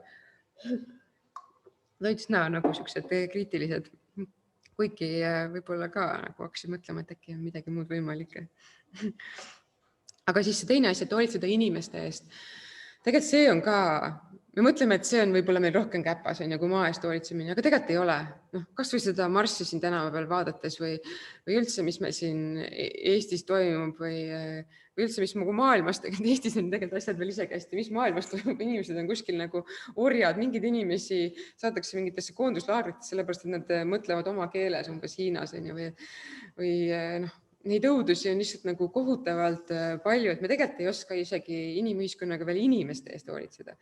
Ja noh, permakultuuri mõttes inimestest hoolitsemine võiks Eesti kontekstis tähendada näiteks ka seda, et praegult on ju ikkagi osadel inimestel niisugune tunne, et need maatööd on ikkagi niisugune õudne häda ja viletsus, nagu mingi ike on ju, või et kelle, noh, see Vargamägi, eks ju, ja kõik need niisugune lõputu kõplamine või mingi pikad teediread või mingid sellised asjad, mida võib-olla mõned veel on ka lapsepõlves kogenud, et kuidas sellest nagu üle saada. Tegelikult see on see inimese teema, et ma arvan, et miks permakultuur võib-olla köidab inimesi on see, et sinna juurde öeldakse, et hooldusvaba, et võrki, kes jõuab ka pikutada või noh, mingeid selliseid positiivseid asju antakse või et vaadatakse, et issand, aga nii paljud inimesed tegelevad sellega ja nii rõõmsad, et tegelikult see ei saa nii õudne olla kui Vargamäe. Et võib-olla see annab nagu teistsugust suhtumist sellisesse loodusega ja maal töötamisse, aiapidamisse. Mina pean ka ütlema, et minu ka ema tahtis, et ma rohiksin porgandeid on ju ja kuni ühe hetkeni, ma mäletan, see oli ühel suvel, ma olin juba vist ülikoolis kuskil või isegi ülikooli lõpetanud ja siis ema läksin maale ja siis ütles, et umbes niimoodi pool vihjamist, et need porgandid seal tahavad rohimist. Ja ma siis juba olin nii kaugele jõudnud, et ma ei hakanud nagu vastu vaidlema ja läksin rohima ja siis mõtlesin, et miks ma nii suurt nagu vastumeelsust tunnen nagu selle rohimise suhtes on ja siis ma rohisin edasi ja mõtlesin, et aga tegelikult siin nagu nende porgandite juures nagu olla ja rohida on ju tegelikult päris tore, aga miks ma siis ikkagi nagu tunnen sellist nagu sükest häiringut enda sees ja siis ma sain aru, et see tegelikult on see suhtumine või tegelikult on see nagu see käsk või see on tegelikult mingi selline hoopis võib-olla mu ema mõte sellel ajal sellest põllupidamisest, et see on see mingi raske töö, et las laps läheb teeb ära, et siis on tehtud, on ju, et tema võib-olla ka ei osanud seda öelda, et issand, et see porgandite kasutamine on lihtsalt nii äge, et ma ei tea, et kuule, tõmbame näppe, kes saab nagu rohida, sest et see on nii tore. Aga näiteks, siis ma sain nagu enda sees, kui ma sain aru, et kust see tuleb, et see tegelikult lihtsalt suhtumine, et see asi tegelikult on äge. Et nii tore on seal peenra vahel kükitada ja vaadata, kuidas need porgandid kasvavad ja võib-olla mõni juba suhu pista ja arvendada ja et see tegelikult pole üldse nagu paha, et oled looduses, käed mullas, tunned ennast nagu maandatuna, üks rahulik meditatiivne tegevus on ju. Et siis pärast seda, ma ei tea, kas siis jäi see krõks minus nagu ära, et ma poleks nagu sinnamaani küll vist arvanud, et ma ise umbes tahan hullult midagi kasvatada, aga näed, praegult küll tahan ja kogu aeg mõtlen, et kuidas veel mingeid järgmisi asju õppida kasvatama. Ja näiteks minul on 2 vanemat poega ja üks väike tüdruk, kes veel ei tea nendest asjadest, aga see 2 vanemat poega, nemad on võtnud selle põllupidamise endale ka, et neil on mingi siuke väike oma maalapp ja siis muidu elasime Tartus, aga kevadel koroonaga läksime maale ja siis meil on niisugune maakoht, kus ma olen seda aeda kogu aeg pidanud, kus me nagu talve poole saanud elada ainult suvel ja siis oli mingi suve otsa selle ära ja siis mingi poole suve peal siis vanem poiss ütles, et kuule, et me ei saa vist enam nagu linna tagasi minna, sest et mul on juba järgmise kevade istutusplaanid tehtud. Et siis näitas ma neid, et siia läheb see talirukki, siia ma panen oad, siia ma olen porgandid. Et tema on kuidagi selle asja nagu üle võtnud niimoodi, et talle meeldib see. Ja see teine poiss ka, nad muidugi sõidavad veel nende mingi väikeste masinatega, teevad neid radasid ja neid töid muuhulgas ka nagu nendega veavad neid seda mulda ja sõnnikut. Aga nemad on selle üle võtnud nagu teisel moel ja see tundub nii äge neile või nagu. Ja ma mõtlen, et niimoodi me peamegi nagu selles suhtuma hakkama ise ka, et teha seda tööd nii, et see on äge ja teha siis nagu, mitte siis nii palju, et see meil hakkab nagu kaela peale või mõtte peale, vaid leida siuke tore viis ja permakultuur aitab seda mõtet nagu leida, et mitte minna sügisel jälle seal nagu õudselt kaevama, vaid ma olen lihtsalt nagu kõike sinna mulla peale ja pean vähem kaevama näiteks. Ja siis see tuleviku eest hoolitsemine, see ongi see sama asi, et ma annan lastele mingisuguse positiivse kogemuse, mingisuguse, ma kasvatan edasi seda mõtet teisel moel, kuidas selle maaga toimetada või siis meil ongi mingit tulevikku. Et kui me lihtsalt tegeleme sellega, kuidas seda kõike hävitada, siis meil on vähem tulevikku. Ma ei tea, kas ma sellesse nüüd nii väga sügavalt lähen. Ma ütlen põgusalt ära, et see on see looduse süsteem, mis toimib hästi. Vähe sisendeid, aga üsna vähe toitu ka meie kliimas. Ja siis see põld on see, mis nagu tegelikult annab meile põhitoiduse, aga kus on jõle palju vaja midagi sisse panna, kõiki neid tegevusi teha, mis võtavad kõik hästi palju süsiniku põletamist ja siis kaasa tuleb see mullakadu, millest me oleme täna põhiliselt rääkinud. On ju. Ja mis siis see permakultuur on välja mõelda, et kuidas ma seda nagu kokku paneks või kuidas ma teeks nii, et peaks panema vähe sisendeid, aga saaks palju toitu kätte. Siis see näide ongi toidusalu, et kus võiks olla palju kihte, nagu metsas on ju kõik ruum ära täidetud erinevate taimedega ja ma võiksin seda teha ka ütleme oma aias, et ma ei tee seda metsas, vaid ma teengi sellise valgusrikka aia, kus võib-olla kõige kõrgemad puud ongi õunapuud, võib-olla need vanad õunapuud nii-öelda ja siis kääbuse õunapuud on väiksemad ploomid seal all, siis kõik need põõsad, mustsõstrad, punasõstrad, tikrid, mis kõik veel leiab. Tegelikult need ei pea olema ainult toidutaimed, need võivad olla ikkagi sellised näiteks a la kontpuud, millest sa saad midagi meisterdada või kaunistada või mingid puud, mis või põõsad, kus keegi saab lihtsalt elutseda. Isegi mingi elupuu võib olla mingis mõttes hea, sest et seal võib-olla lindudel meeldib sees pesitseda. Aga selline mosaiikne maastik, kus on erinevaid taimi, mitmekesisuse mõttes just ka. Ja siis neljas on see ürdid, ütleme sellised püsikutaimed, mis meelitavad kohale tolmeldajad, mis võivad olla ravimtaimed, mis võivad juuri võib-olla mõned on võimalik süüa või lehti.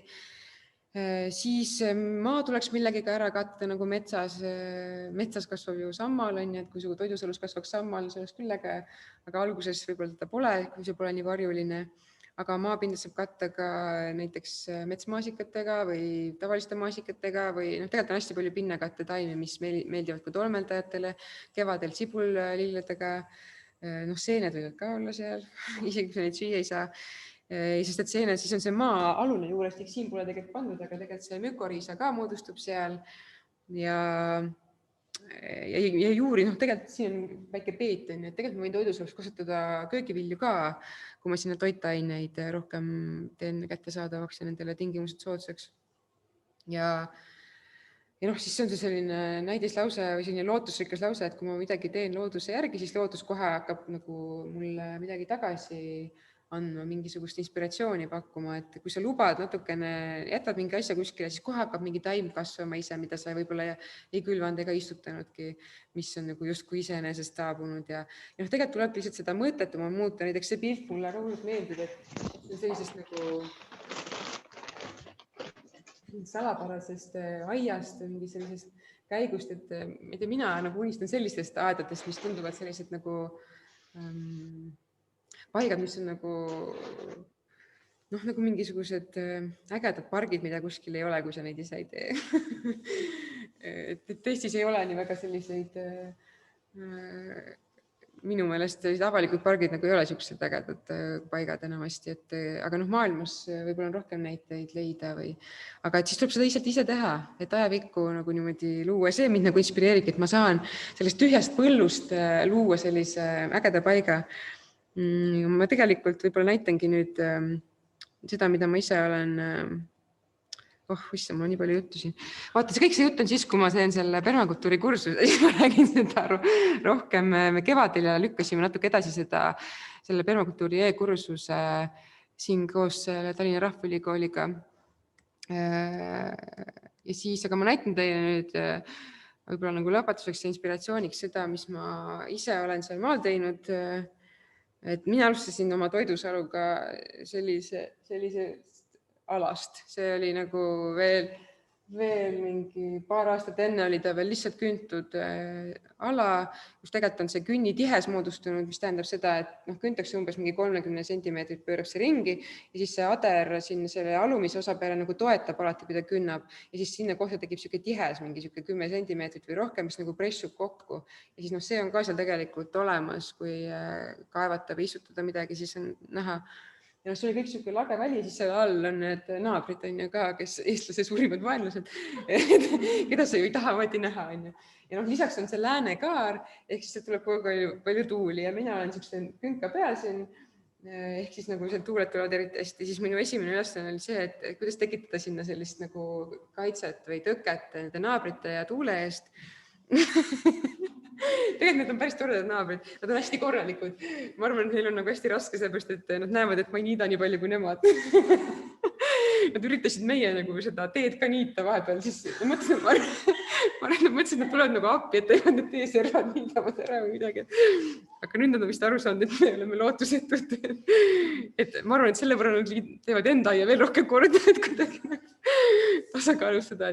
Et meie vallas oli ju see nali, et taheti vastu võtta sellist heakorra eeskirja, et mille pärast on ja sellepärast, et heakorra see mingi eest vastutav nõunik või keegi järelevalve spetsialist ütles, et aga mõned aiad on ilusad ja siis nende kõrval on need hästi koledad aiad ja nad häirivad nagu neid nii väga. Siis kui see mingisugune talude päev on, siis nagu inimesed tulevad ja küsivad, miks siin kõrval on nii kole metsik ala on. Et siis selleks, et saaks neid inimesi nagu neile ettekirjutusi teha, et siis taheti heakorra eeskirja muuta.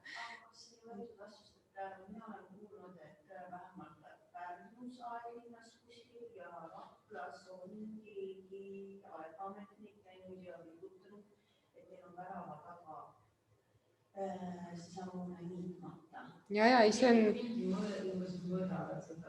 mõnes kohas on see pandud paika mitu sentimeetrit võib olla ja mõnes kohas on mitu korda aastas sa pead niitma aga need ongi sellised asjad, et see on kõik nagu seotud meie esteetikaga. See üritati seal ära seostada juriidiliselt üks huvitav asjaga, et see on nagu mingi selline õudne häiring, mida naaber tahtlikult teeb sinu suhtes, levitab kahjureid või lilli ja umbrahuseemneid ja kõike seda, et me võtame seda hästi nagu kitsalt, et me teeks nagu midagi hirmsat. See on loomulikult mitte niimoodi, et kui sina nüüd selleks ajast ära tee, vähemalt need kahte inimest, mina tean, siis ongi niimoodi, et tuleb raha pida rahv. Ei, aga selles, et ära heast tahtes nagu ei taha keegi anda seda, ma ei tea, palju see raha oli, 50 eurot. See ka ei summa, selles, et anda. Aga 50 eurot see erulikkuse eest päris vähe tegelikult. Ma ei tea, see on seda number praegu, aga lihtsalt nagu seda, et mul tuleb keegi. Ei, aga see oli minu arust, kas see oli teema nagu Keskkonnaministeeriumis nagu vastu võetud. See on aru, aga kui see on tegelikult nagu loodusega konkreetselt vastu, me hakkame siin nagu aiandusega tegelema, kui esteetilise aiandusega tegelema, kui see läheb konkreetselt nagu looduse ja keskkonnaga tegelikult vastuolu, siis kas me peaks nagu pushima seda, et sellised seaduse muudatused saaks nagu ära muuta.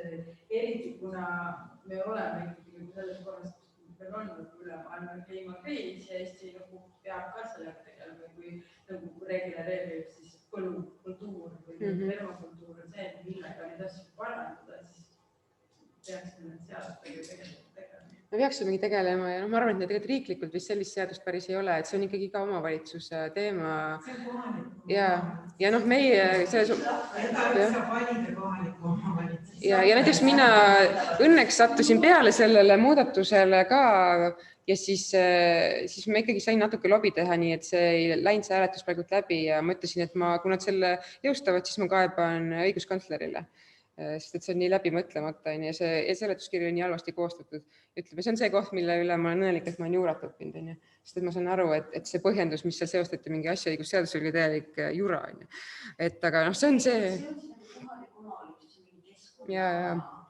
Heakorra eeskiri on see põhiliselt ja keskkonna inimene või järelevalves inspektor, kellele see põhiliselt silma jääb.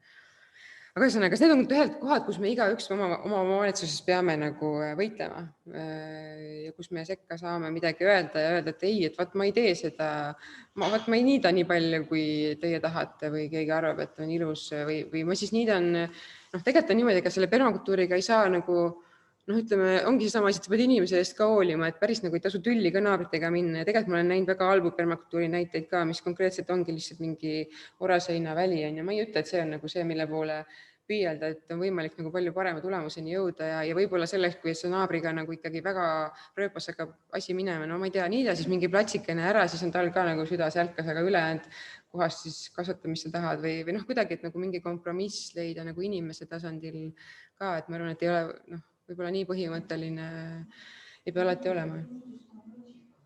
Jah, ja täpselt on ju, et näiteks selles mõttes, et lastele peabki tegema ikkagi nii, et sul on see praktiline, et sul võib olla mingit ala vaja, kus sul on väiksed lapsed, kes mängivad mingil alal või tõesti sul on keegi, kes tahab jalgpalli mängida või võrkpalli või no mis iganes. Tegelikult see koht, kus hästi palju tallad ja teed, ega seal ongi madal muru, ega seal ei kasvagi mingi teine, et tegelikult see loomuliku elu järgi sul ikkagi kuskil tekib selline madalam muruala ja noh, sa ei peagi nagu seal nii palju vaeva nägema. Ühesõnaga, siis me istutasime sinna tuule kaitseks sellise heki erinevate ka söödavate taimedega, näiteks nagu sarapuud, rohelise lepaga, mis püüab lämmastikku, väga kõrgesti ei kasva ja seal on mul mingid astelpaju ja rooniat ja siukseid asju veel. Ja siis noh, see ongi see pilt, kuidas toidusolu võiks tekkida, et kõigepealt panen heki ja siis panen mõned puud ja siis hakkan puude alust niimoodi järjest nagu haljastama, taimi juurde tooma ja siis lõpuks on mul selline kaetud ala olemas. Ja siis seesama ala, mis mul oli siis umbes selline, umbes samast kohast vaadatuna on siis eelmine aasta oli selline. Et juba peaaegu naabrid ei näe. Naabrid on see värav on sellest natuke paistab maja otsa. Et nad juba hakkavad kaduma silmapiiri taha. Ja siis ma mõtlesin, et kuidas need naabritega paremini läbi saada, et Keskkonnaministeerium on selles mõttes tore, et nad on teinud sellise asja, mida igaüks saab omale välja printida ja oma aia serva püsti panna, et naabritega paremini läbi saada. Ja sellega siis võid nagu igale poole minna, kui sa tahad oma nagu argumente tõestada, sest et seal on see Keskkonnaamet logo peal. Jaa. Ja kui sa paned lihtsalt selle lause sisse, et ma ei ole laisk, hoian siin elurikku, siis sa kohe leiad selle PDF-i ja siis võid selle ükskõik kui suurelt välja printida. Ja, et siis ja noh, siin on see pealtvaade minu sellest toidusalust on siis pealtvaade, et see värava koht on seal üles, see on niisugune aidahoone sellest üleval, see värava koht, siis sealt see hakkab nagu argnema minu väiksed rajad, mida ma umbes mingi paar korda suve jooksul ikkagi niidan, kuigi nagu enamasti nad püsivad madalast seepärast, et ma kõnnin seal. See on siis eelmise aasta pilt ja selle aasta juuni pilt. Mingisugune mosaiiksus on tekkinud. See keskel mul tegelikult näiteks on sellised maasikapeenrad ja siis, mis on natuke eledam, seal paistab, et seal on kõik uued peenrad, mis ma tegin, ma katsin seal ja panin sinna, seal on mõned viljapuud ja nende all praegult on seal kõikvõimalikke toimeldajad meelitavaid taime, sest ma tahtsin näha, et millised kõik need ägedad taimed on, et ma teen vahest inimestele disaini ka selliste toimeldajate taimedega, et siis ma tahan neid ise nagu kasvatada ja vaadata, kuidas nad elutsevad. Et siis seal on mul selline paljundusala natukene ja siis nendid saarekesed, kus mul on enamasti peal mingi 1 või 2 sellist suuremad puud, mis nii-öelda koguvad hoogu ja nende ümber ma sisutan neid väiksemaid põõsaid ja siis sinna vahele siis nii palju, kui suudan seda elurikkust seal juurde tuua ja mulčida ja panna siis jälle mingisuguseid teisi taimi lisaks. Ja siis seal sellest eemal natuke on mul selline looduslik niit, mida ma väga palju ei niida. Mida ma mõtlesin, et ma niidan siis, kui ma hakkan nägema, et elurikkus hakkab tõesti vähenema. Tegelikult selle niitmisega, kui seda niita niimoodi vigetiga näiteks või niita niimoodi maha ja viia see hein sealt ära, mis on selline niidu ees hoolitsemise praktika, siis tegelikult eesmärk on see, et sa ei lase mullaviljakust väga kõrgele tõusta. Et ta ei hakkaks nagu metsistuma, ta ei hakkaks nagu metsaks muutuma. Et sa hoiad seda mingil tasandil, kus need rohttaimed ja mis seal on, et nendele seal meeldiks kasvada. Aga kui sa tegelikult tahad nagu mullaviljakust kasvatada ja edasi minna, siis mingis mõttes sa võid seda jätta sinna maha. Ja see on see, mida sa seal toidusalus võib-olla teed või see on see, mida seal oma peenras teed, sa tahad tegelikult viljakust juurde saada. Nii et siis on nagu valimine, et millise ala ma jätan selliseks niidualaks ja millises alal ma kasvatan oma viljakust, mullaviljakust ja siis hakkavad teised taimed seal kasvama. Ja siis see töö, mis ma seal põhiliselt teen, on sirbiga lõikamine, et selle asemel, et nagu neid rohida ja musta mulda seal tekitada, ma lasen mingi ajani kasvada neid taimi, mis seal kasvavad. See on üks ala, kus alguses kasvavad ainult oraseinad, nüüd kasvavad juba naadid. Väga suur edasiminek. Aga selle naat on mõnus mults on seal, et ma vaatan, et need taimed, mis ma seal kasvatada tahan, et need seal päris nagu ära ei lämmatuks, ma mingil hetkel niidan selle maha ja siis ma jätan selle sinna mulčiks, sinna pinna peale. Ja siis ma ei peagi nagu midagi juurde tooma ja see orgaanika on juba õhust kinni püütud ja hakkab mullaks muutuma, et see nagu rikastab seda, et selles mõttes naat teeb ka nagu head tööd, ega ta ei ole ainult nagu paha peal väljas. Kuigi tundub, et mõned ju, ma ei tea, pesevad taimede juuri puhtaks, et seal ühtegi naadi juurt sees ei oleks, et ei tuleks kuskile, aga tegelikult naat on, seab ka palju õhust süsinikku, eks. Ja näiteks siin on üks selline, miks mõttes toidusõru hea näite, see on mu vanema aiast, et tema aias kasvavad selle õunapool igasugused päevaküparad, seal allpool on veel selliseid kevadel õitsevaid tulp, iiriseid, siin tulevad hiljem need sügisastrid, seal murulauk siin vahepeal, seal on veel seda nõmmliivateed ja sügisel tulevad seal veel mingisugused lilled välja, et tegelikult näiteks ka õunapaalused võivad olla sellised mitmekesised. Issand, aga nüüd ma rohkem ei räägi, et nüüd ma näitan veel oma kartulipeenart, selline, et siin tegelikult näe, päriselt sai kartulit ka. Ja see hästi lihtne oli maast välja võtta, ma ei saa pidanud kaeva, ma lihtsalt käega võtsin need mullasest kartulid välja, et selline liigirikas. Jah, mugalill ja kurgirohi, ja siis on need väikseõielised need pakeed. Ja siis seal on see kalekapsas või see lehtkapsas seal ka, kõik need seal läbi. Aga see on siis kartuli nagu loovalt pannud või see on sul nagu mingi... Ma panin selle enam ruumi praegult ja siis ma lihtsalt panin igale poole. Nüüd ma sügisel ka veel leidsin mõnest kohast, kus ma panin ära unustan, et ma panin. Ja tegelikult siis tuleb järgmine aasta uuesti. Ja see on küsimus. Ja, et kasvatad juurikaid ka, jah? Ja, ma ikka kasvatan juurikaid ka. Aga on küsimus, et kuidas umbrohu kõrvaldamine käib siis nagu rohimise teel ja mis vahendid ei kasutas, et nagu mitte nii nagu need mahetootjad kasutavad, mis aines oli umbrohäälik.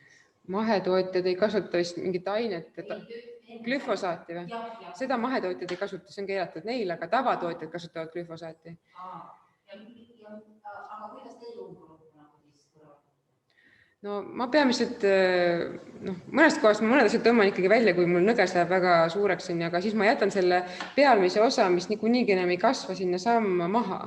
Mu põhiasi ongi, et ma jätan seda orgaanikat sinna samma maha, et kui ma need kartulid ära võtan, siis ma tegelikult jätan need kartuli pealsed ka sinna või kui ma siis ma lõikan selle sirbiga näiteks ära neid umbrohtusi, mis seal kõrval on hakanud kasvama, siis need jätan sinna samma maha. Ja ma olen üritanud nende peenarde jaoks, kus ma ikkagi tahan köögivilju kasvatada, mis on sellised nagu õrnemad, et siis ma seal olengi teinud selle protsessi läbi, et ma olen katnud selle pinna ennem ära, nii et see umbrohufoon on mul tegelikult madal. Et mul ei olegi seal neid ja ma selliseid püsiumbrohte nagu orasein ja nõges ja naad ma sinna nagu katsun mitte sisse lasta. Neid ma tõesti vahest siis nagu rohin välja sellelt spetsiifiliselt alad, kus ma üritan saada mingit sellise õrnema taime saaki. Nagu kartulid tegelikult on väga vaprad, et nemad tihti kasutatakse neid ka nagu umbrohu tõrjena mingi maa puhastamiseks kartuleid. Ja mõned taimed varjutavad enda all pinna päris hästi ära ja seal ei kasvagi peaaegu midagi, isegi nende põõsasoad või aetoad on sellised üsna head.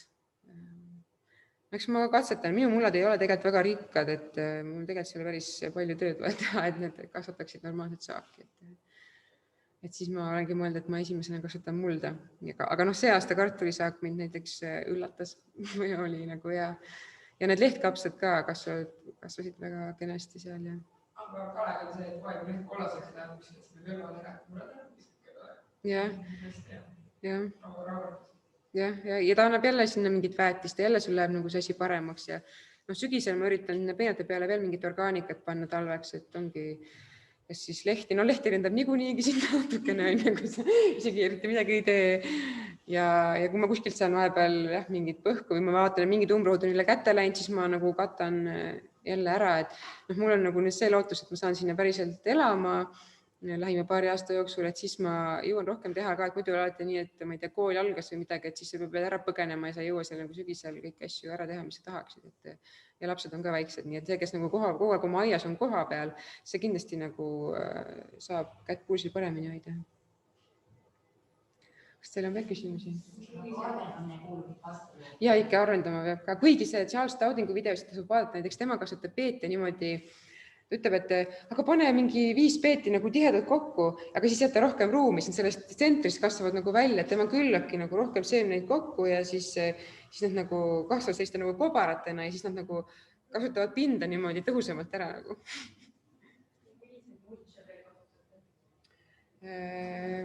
Ma olen kasutanud põhkonja, selle peab vaatama, et kui on väga palju tigusid või nälkeid, et siis võib neile nagu meeldiv olla. Siis puiduhaket, aga peenardes lehtpuiduhaket, kui vähegi võimalik. See tokaspuiduhake on nagu elu pärssi või tal on niisugused ained sees, et see sobib vahekäikudesse paremini. Jah, saepuru võib kasutada, aga saepuru ja ka mõlema haket peab tasakaalustama lämmastikuga, sellepärast, et oma lagunemiseks alguses ta võtab mullast lämmastikku ära ja siis nagu mingid õrnemad taimed võivad nagu puudusesse jääda, et siis ma ei tea, sõnnikuga või mis on need, sisuliselt nagu komposti hunnikud pead tegema oma peenart, kus peab olema see süsinik ja lämmastik tasakaalus, et see näiteks hake on rohkem süsinikku nagu puit on ja või saepuru samamoodi, siis sinna vahele näiteks ala köögijäätmeid on või komposti või isegi rohuniide on selline lämmastikurikkam, roheline kraam. Papi eesmärk on see, et suruda umbrohud alla või need, mis seal kasvavad praegult on ju, ja võtta valgust neilt ära sisuliselt, et siis seda võib panna nagu otse maa peale. Soovitatakse panna sinna alla mingi selline, näiteks võid panna köögijäätmeid sinna värskelt, need jäävad sinna alla, siis nad seal ei sega kedagi, kellelegi jalgu ja kõdunevad ära. Või näiteks ka sõnnikut, mis nagu elustab mulda või toob sinna palju elutegevust, baktereid, olendeid juurde, et siis need saavad seal papi all juba ka nagu toimetada. Siis see papp on seal vahepeal, mis ei lase lihtsalt umbrohtudel üles kasvada ja papi peal on siis veel nii palju, kui sul vähegi materjali on, teha niisuguseid kihte, et siis see papp paari aastaga või isegi aastaga juba kaob ära, aga ta on oma selle töö ära teinud ja valgus ei pääse nendele umbrohtudele ligi ja nad ei saa kasvada. Siis ma olen, ongi see muruhake või muruniidus, mis on, aga siis peab vaatama, et võilile seemneid sees ja muidu on palju rõõmu. Siis näiteks kui kuskil on mingi rohi kasvanud, mille ma ära niidan, mis on kõrgemaks juba kasvanud nagu heina moodi, aga kus ei ole seemneid sees, siis seda ma olen pannud. Siis rannikualadel võiks kasutada kindlasti adru, siis kui kuskilt jääb üle pilliroogu, see võib olla, me vahetasime katus, seal oli laastukatus vana, ma panin neid laaste endasse. Põhiliselt nagu kõiksugust orgaanikat, ma tean ühed sõbrad mul remontisid kodu ees, neil läks ikkagi see pilliroog läks seinas mätanema, see oli natukene koos lubjaga, aga nad said ideaalse toidusalu katta sellest. Vanad rookatused võivad olla mingis piirkonnas, kus neid on. Sisuliselt kogu orgaanika, isegi väiksed oksad võivad tegelikult olla, need muutuvad mullaks. Neid võib, näiteks kui ma lõikan omal viljapuid, siis ma hakin need jupid väiksemaks ja ma jätan need sinna samma maha toidusallu või panen näiteks teeservadesse nagu piirdeks või niimoodi saab neid sättida natukene. Kõik orgaanika tasub aeda jätta. Ja näiteks tegelikult lisaks veel võib panna tuhka natukene, see tasakaalustab on ja lupja, kui on vaja, sõltuvalt siis mullast. Meil on olemas niisugused asju nagu mingid kondijahud ja ma ei tea, mingi dolomiidi pulbrid ja mingid niisugused asjad veel, et nagu niimoodi, et seda John Kempfi materjali tasub edasi uurida, kui on niisugune spetsiifiline soov veel, et leida neid toitaineid, mis võib-olla on puudu, et kust saab midagi ja mis taimel võib vaja olla, et see on selline uurimustöö, et igal taimel on mingi omad vajadused ja nii edasi, sellest vist ei jõua nii hästi täna rääkida. Nüüd sügisel on aga puhakal tuleb, eks ole, lähen siis maale, võtan oma peerra, võtan selle lehtedega, papiga, korpüstiga. Papiga vist märtsil. Mida? Papiga või kevadel? Ei, papi võib sügisel panna selle peenramale nagu sügisel valmis teha, siis ta nii-öelda setib seal ja on kevadel. Jah, ta kõik seal kõduneb. No see sõltubki, et kui mulle elustik on hea, siis kõdunevad, aga kui ei ole, siis, aga tammelehed kõdunevad aeglasemalt. Juba olemas olev aiamaa võiks olla sügisel ka selle papiga kaetud. Jah, aga papi peale saab kindlasti midagi muud ka veel panna, seepärast, et lihtsalt papp lendab minema. Aga mõtlen, et selles mõttes oli selle aasta seal, et kaitsekolded, kaljas kuld. Jah, aga kui sul näiteks see peenar on selline, kus ei ole eriti, kus sa oled juba kasvatanud a la köögivilju ja sul ei ole väga palju umbrohtu, sa ei pea seda pappi sinna hakkama ilmtingimata panema, see papp on pigem nagu uue peenra rajamise tööriist, et kui sul on juba normaalne peenar, siis selleks, et seda kaitsta, pane sinna lehed peale või pane sinna õhku peale või panna mingitki orgaanikat lihtsalt sinna peale, et näiteks seal selles videos oli tegelikult ju kompost seal peal ja kompost on ka mingis mõttes nagu orgaanika, mis ei ole nagu muld, et ta kaitseb nagu mulda seal või et on selline vahepealne asi, et on ka ikkagi mulla kate. Aga ei sobi niidetud võilill. Jah, see ei sobi, jah. Kui sa tahad oma just võilillepeenart teha, siis näiteks need jaapanlased ja hiinlased vist ostavad võililleseemneid, et ma tean, et Eesti sordiseemne poes müüakse võililleseemneid. Ja, et nad imestavad, et miks me neid siin nagu sarjame ja niidame, et tegelikult hästi hea ravimtaim. Kõik osad. Jah, et võib vabalt teha mulle võilillepeenra. Kui see juba teil ei ole.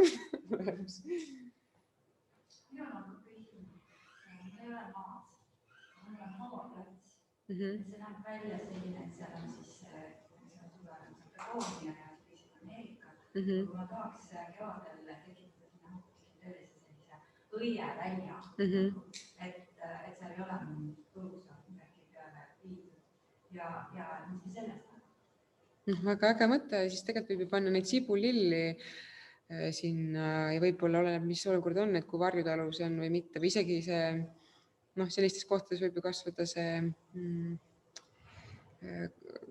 karu, mis me just rääkisime, see karulauk on ju, et kõik laugulised tegelikult saavad kevadel, kui võib-olla valgustingimused on paremad, kui lehed ei ole veel suurtel puudel küljes, et siis need võivad seal hakkama saada, et valguse järgi peab valima, et mis seal hakkama saab. Seal on ühel pool on selline külatud üks kõrge puu ja sireli ja siis teiselt pool on täielikult päike.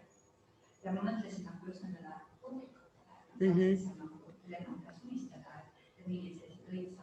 jah, siis kevad, siis saabki täita niimoodi aegade kaupa, et kevadel sibulilled, hiljem tulevad saialilled on niisugused üheaastased, nad külvavad ennast küll ise, aga näiteks need päevakübarad on hästi meeldivad liblikatele.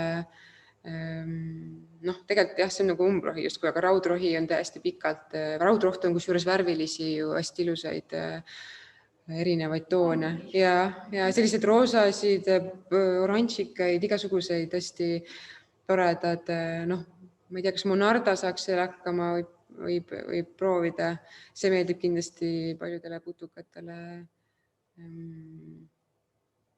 Siis sinna vahele võib muidugi mõned ilusad kõrrelised panna, et iga taim on nagu kasuks või sellise kompositsiooni sinna luua. Ma just mõtlen seda ka, et kindlasti kalmistu reeglid seda ei. Aga kas kalmistul on nagu kirjas, et ei või midagi õitseda või? Mitte seda jah, aga see on kindlasti väga range. Et see on kirjas, mis taimed võivad olla, ma ei usu teid. Millised oma välja? Aga ma olen nõus ka ausalt maksma ei seda kodanikuarvamatust näitama, et mina nad ükskord märkavad seda. Ei, võib-olla... Saavad aru ju, kui on ikkagi ilus. Nagu see raudrohtüüpi näiteks erinevad, et see on ilu, ega nad nii hullu. Ja kui sa ära seda valget tavalist raudrohtu pane, siis nad arvad, et see on umbrohi, aga kui sa paned värvilise, siis vast läheb läbi. Ega peab kaval olema, nagu see inimese mõistus on nii kaval, et siis pead selle lihtsalt nagu üle kavaldama. Kahjuks on meie aeg üldse aga permakultuuris, nagu Maiel juba mainis, siis 20. veebruaril alustame Riigikogu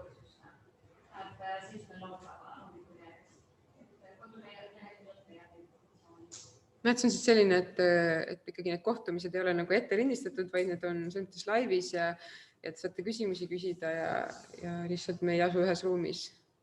Aga võib-olla see ongi parem, siis saab igaüks oma aia lähedal olla kohe õue tormata pärast. Või jah, et tegelikult nagu igal pool saab taimi kasutada ja igal pool saab natuke midagi paremaks teha, isegi sul oma aeda ei ole, et kas või kõnnide servas võib tegelikult kasutada toitu. Aitäh!